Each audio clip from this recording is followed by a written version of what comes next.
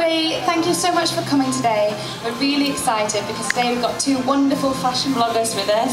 We have Susie Lau from Style Bubble and Stevie from Discotheque Confusion. So please give a warm welcome to Susie and Stevie.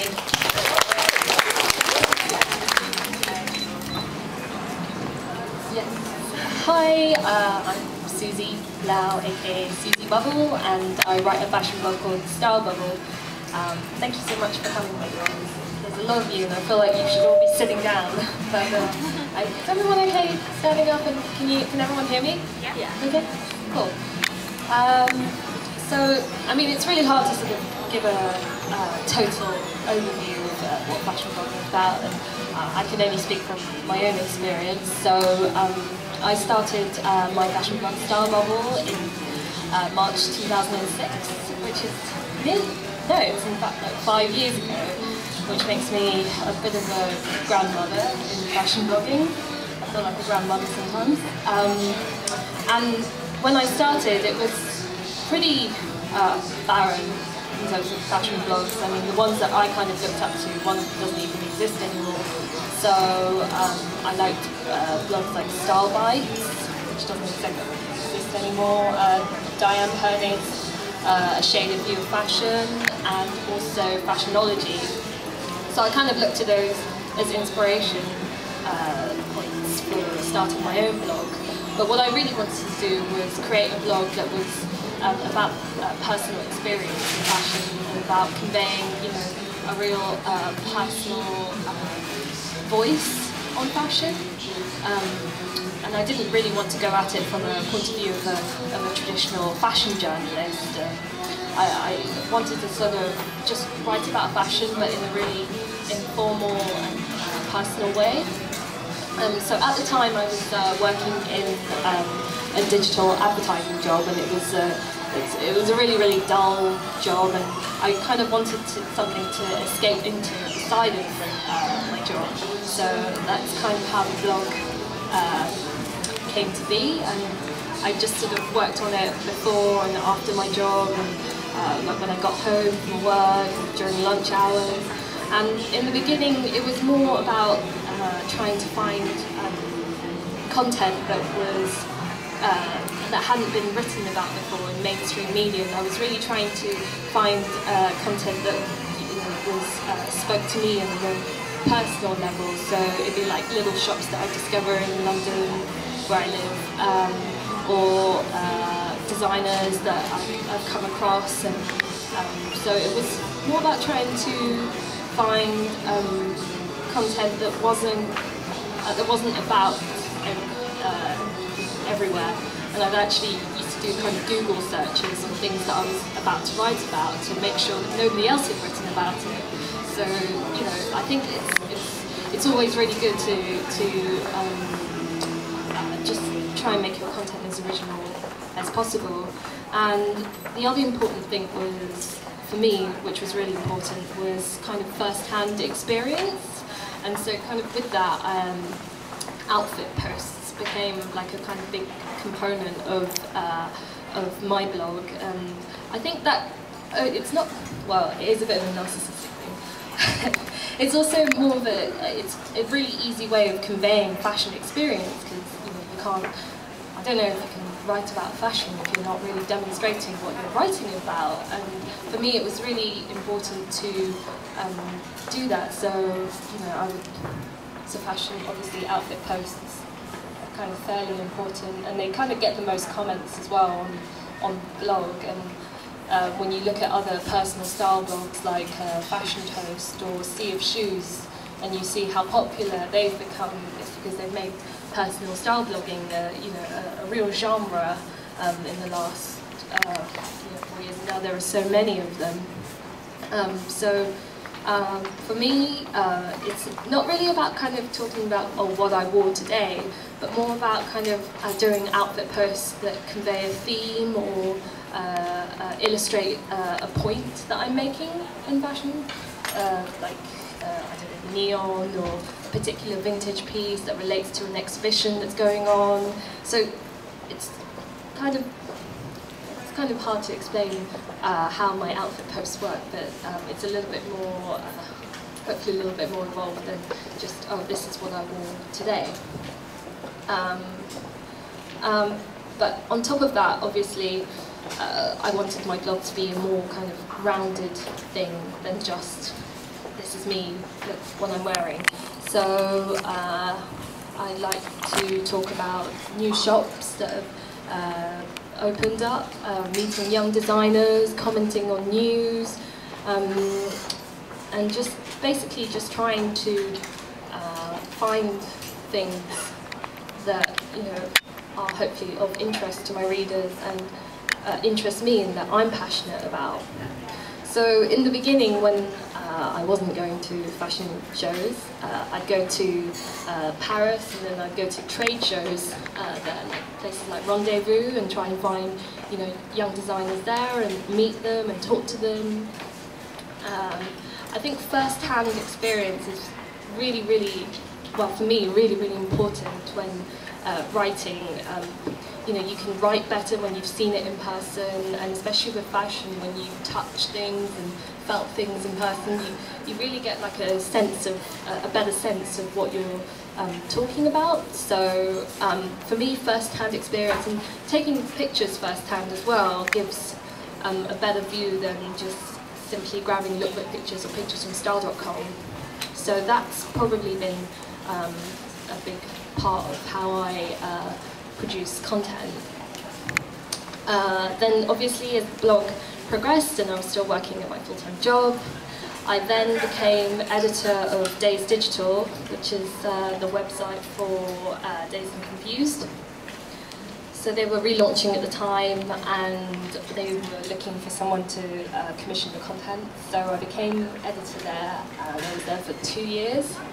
And obviously that kind of changed my position in the industry. I basically became somebody who was working in the industry as opposed to an outsider, and it opened up you know, doors like, for instance, I started going to fashion shows on behalf of Dazed, and that for me opened up like a whole new set of content for the blog as well. And I was lucky that I was able to kind of do the blog and work on Dazed at the same time, because obviously not many jobs, full-time jobs, would be very happy with you like having this full-on hobby at the side. But yeah, Jefferson was really happy for me to kind of do that and do Dazed as well.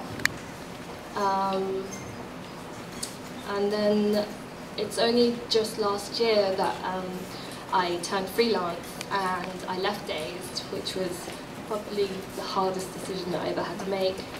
And I decided to see if I could go it alone and work on my blog full time, which means, you know, for me the blog is, as well as being, it's more than just a hobby now, it's basically my full-time profession. So I'll be writing full-time on the blog, managing all of its advertising opportunities, and then writing freelance at the side as well for other publications, consulting for brands, doing things like being in Gap Christmas campaign. You know, it's kind of untread territory still for me, you know, and I'm still sort of getting to grips with being a full-time blogger. To be honest, there isn't really like there's no proper job description for it. You know, it's such a varied thing, and I think every full-time blogger that, you know, I know seems to have a very different path. It does very different things, you know, they get involved in different things, and for me, I'm just sort of quite lucky that I've had various opportunities presented to me to enable me to work on my blog full time.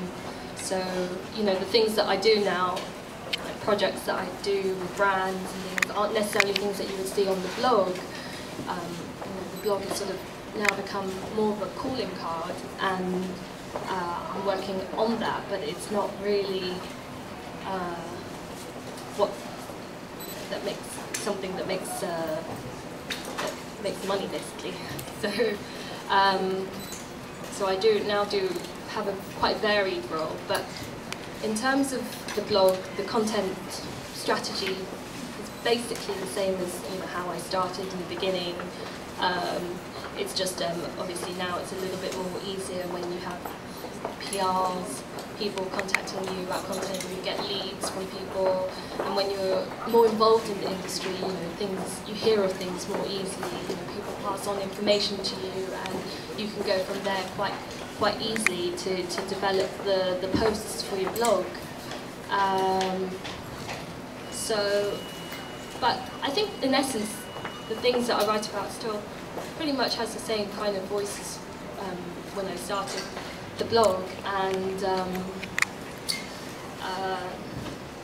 you know, it could just still be like really random things like a hat that my mum gave me, or you know, when I'm walking down the street and I see something, and you know, that sparks off a post. So I still try like to keep things quite spontaneous, I think. In terms of Fashion Week, I think the title of this original masterclass is Blogging from the Front Row, even though I'm not actually always sitting in the front row at fashion shows. Somewhere in the back, yeah, with the bloggers row. Fashion Month, well, it's Fashion Week, but it's more Fashion Month because I did New York, London, Milan and Paris. It's more the time where I start to kind of gather up content for the coming season, and I don't really write about shows like immediately. Like I'm not a blogger that just has to blog everything immediately, and I have to get everything up there as soon as possible. For me, it's more important to weigh up like how the season is looking, and what trends are emerging, and you know whether I can look into designers in a more in-depth sort of way. So I gather as much information as possible during fashion weeks, and then in the coming weeks after that, once I've re-seen the collections, like I do appointments with designers to re-see the collections, to look at it up close. Once I've talked to them as well, then I can go and develop like a more in-depth post on designers. So for instance,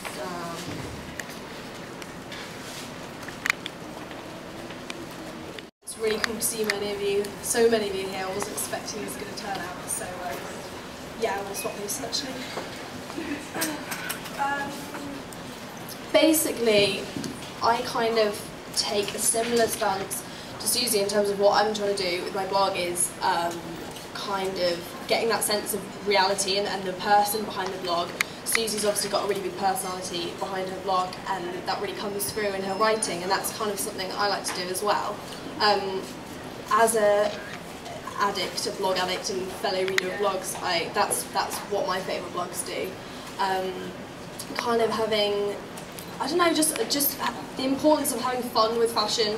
I think that when I started, I also started 5 years ago. I think it was about 6 months after you, and like I was in a completely different place. I was just at the end of GCSEs. I just turned 15, I think. I was kind of blogging from school. I was waiting for my bus at the end of the day when everybody had gone home, feeling like a bit of a loser in the library on my own. And but for me, it was very much about the difference between blogs and magazines. So blogs have completely changed since 5 years ago. There's so many more around now, obviously. They're such a bigger thing. Everybody's reading them, like so many more people have them. But magazines felt like more of a kind of fantasy, and blogs just felt like you could kind of take the elements of fashion that really interested you, that were really personal to you, and talk about them in a way that, and now magazines are latching onto this. You'll get Elle magazine talking about, in this month's issues, their interns, in a way that all of that would be completely behind the scenes before, and there's just more interest in fashion being diplomatic and more about the individual. And I think definitely that has come from the rise of blogs, and that's, for me, that's what I personally find the most exciting thing about it. So, I mean, just thinking, yeah, my blog has really changed from the beginning. I mean, it's kind of like, if you think about when you look through your own photo album of really cringy outfits that you've worn, I really kind of think about the early archives of my blog in that way sometimes. But that's kind of the natural process, really. So, and I would kind of write about things at the start, like I might write about Lindsay Lohan, and that would just never happen now, because I kind of thought that I think it's really important for your blog to be unique to you, and for you to think about what you're trying to say, And for me, I kind of thought, I'm not really interested in fashion, reporting news on my blog. I kind of want to leave that to, you know, there are so many other websites that are better at doing that, and if I want personally to read about maybe what's going on with John Galliano, I'll go on to kind of Fashionology or Fashionista or Refinery 29 because they're just better at forwarding that. And for me, I want blogs to be about all of the references inside a person's head and what's really interesting them and what they're doing with their life and how style is a part of that, because style should be a part of that. It should be something that's, I mean, I like to be style to be fashion to be a comfortable thing that's kind of like part of your day and not something that just kind of has to be a big fantasy drama. So for me the tone of my blog is really important, and kind of just having fun with things. So in terms of personal style, I didn't really do so much personal style at the start. But like Susie says, it's really a way of you kind of conveying what's interesting you and like the trends that you kind of are emerging. So this is me talking about the banana brooch that I'm wearing today. And this is really quite, the colour looks a bit crappy here actually. But I kind of like to take webcam pictures